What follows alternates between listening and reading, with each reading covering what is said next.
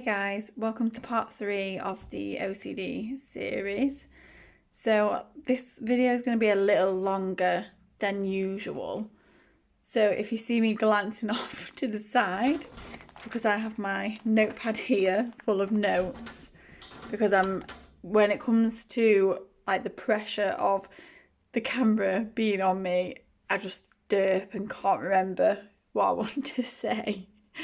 So yeah. Okay, so this one I'm going to talk about how OCD and anxiety can have an impact on relationships. So that's like friends, relationships, parental relationships, that kind of thing. I've already done quite a bit about how it sort of affects relationships in terms of boyfriend-girlfriend relationships before, so I'm not really going to touch on that one this time.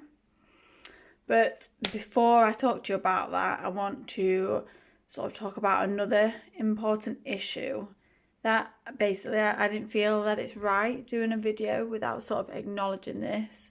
So, Black Lives Matter.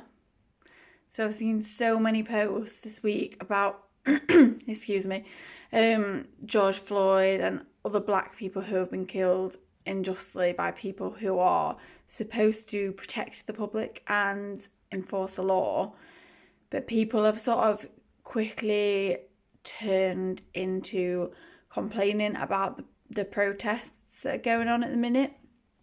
So, you know, we all know that protesting in big groups could cause a second spike of COVID, yes, but you know, I've seen so many people, especially on my Facebook feed, that are saying like, "Oh, is this worth it?" That, you know, all these protests just because one man got killed. It's happened to white people too, and then given sort of examples of some white guy who was killed by a policeman, something like that. If that's what you think, listen up. So this isn't happening because one guy died.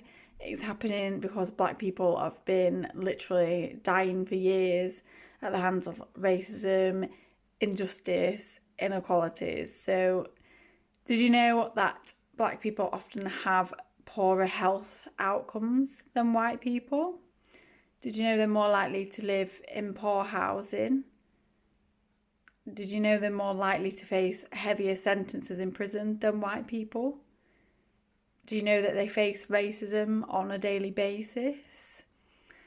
So imagine living your life being treated unequally and having poor outcomes because of the colour of your skin. So we need to stop judging the way people look. Stop judging people by the colour of their skin. Everyone deserves a chance in life. And for those people saying all lives matter, yes, all lives do matter, but right now Black Lives Matter because we don't need help currently. It's Black lives that need help and recognition because they're the ones that people seem to have difficulty understanding why their lives matter, which in this day and age, it's unbelievable. So, fuck racism, fuck sexism, fuck homophobia. And on that note, I'm doing this video with no makeup on, a zit on my nose, my horrendous ugly nightie, because also fuck beauty standards. So that's all the fucks done with for another 5 minutes or so. So on to the show. So I'm probably not even going to edit this video because right now vanity is not important. So normally, you know, I'll take the bits out where I derp or go too much or stop for thought, but what I've said in this video is so important that, it's not a time for vanity. It's not a time for editing. So I'm just going to give you the video how it is today. Just turning my page over. So, as you might know from my previous videos, like due to having anxiety and OCD, I've excuse me, done a lot of reassurance seeking, which unfortunately camera keeps getting dark, sorry. I've relied on my friends a lot for this, which luckily that has not affected us being friends. They've been very understanding with me. However, it did change the dynamics of our friendship at one point. So reassurance seeking is one of the mental rituals within OCD where you sort of you seek reassurance, basically. Pretty self-explanatory. So you do that around your intrusive thoughts. So you sort of almost asking others what they might mean to try and make yourself feel better, to try and get rid of the anxiety, but it doesn't work. It keeps the cycle going, as I've mentioned before. So yeah, just a little background. So it did change the dynamics of a friendship, as you can imagine. So when I wasn't having OCD, or when I'm not having OCD and anxiety spikes, me and my friends are normally laughing to the point of crying, reminiscing about old times, just having a lovely time together. But when I was having a spike, I literally couldn't take my mind off the thoughts. So sometimes I'd sit there completely zoned out. This happened not last New Year, the one before. I was having quite a lot of intrusive thoughts, and it was weird. It's like I couldn't physically speak. It's like, I don't know, it was just like there was a box around my head and I couldn't get out this box of my own thoughts. I was completely zoned out. That I felt like, someone went like that, there was just nothing there. I was so inside of myself, like it was very odd. I couldn't drag myself out of it. It was quite difficult actually, because the expectation of it being a celebration and being happy, which then put pressure on it more. So yeah, I'd do things like this would happen. I'd not be able to talk about anything but my thoughts. It basically would consume all the conversations while I was with my friends, and I often failed to recognise when my friends needed my help or to talk about something themselves, because of course they had problems themselves while I was going through this.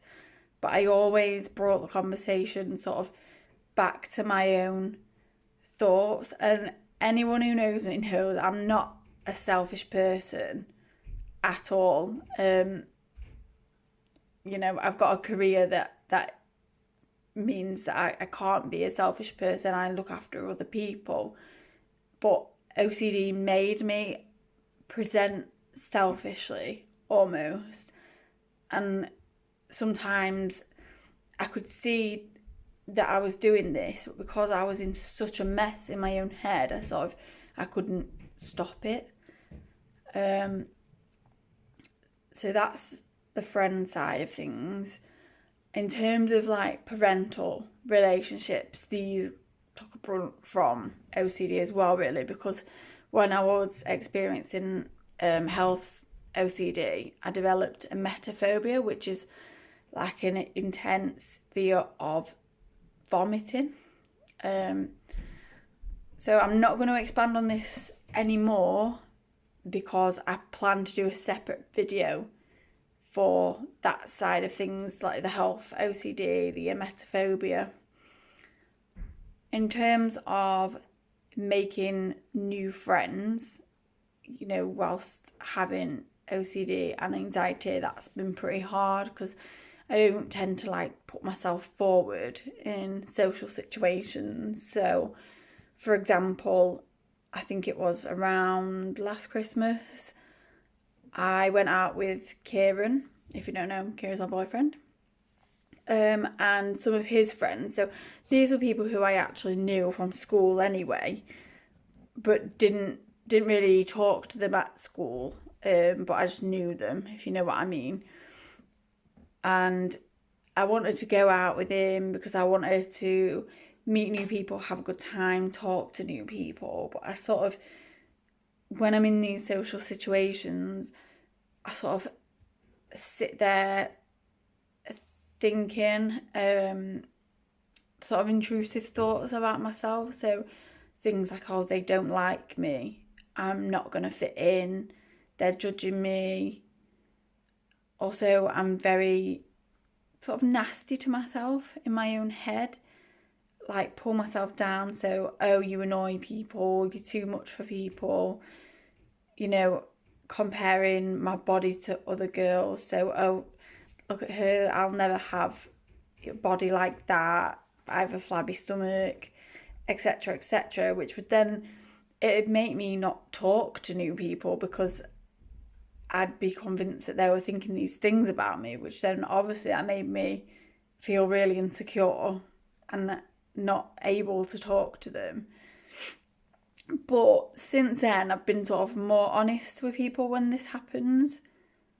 And, you know, people actually appreciate the honesty, and you don't actually realise that people are often sat there having the same sort of insecurities. So people have said to me like, oh my God, no, don't be silly. Like, I've been looking at you and thinking this and comparing myself to this part of your body. And you don't realise, as much as you look at someone and think their body's perfect and they're beautiful, they might be thinking totally opposite in their own head. And just because the way someone presents, it doesn't necessarily mean they don't have the same self-confidence issues as you all. So yeah, over the years, it's pretty much taught me to speak up to people more, because you actually find out a lot, and it's helpful to know that you're not alone, and to also be more self-aware. So, you know, I make sure that my OCD anxiety doesn't get in the way of friend dynamics now, in terms of, you know, I make sure my friends know that I'm there for them as well. And I also don't reassurance seek nowhere near as much as I used to, because I noticed it just made me so much worse. So that's a wrap for this episode. I've run out of things to say. It is 11:15 at night. So yeah, a bit sleepy now actually. So yeah, don't forget to like, subscribe, and click the bell whichever side it is, because I can never remember which side it is. So yeah, thanks. See you soon. Suddenly went maybe a bit Scottish there. Bye.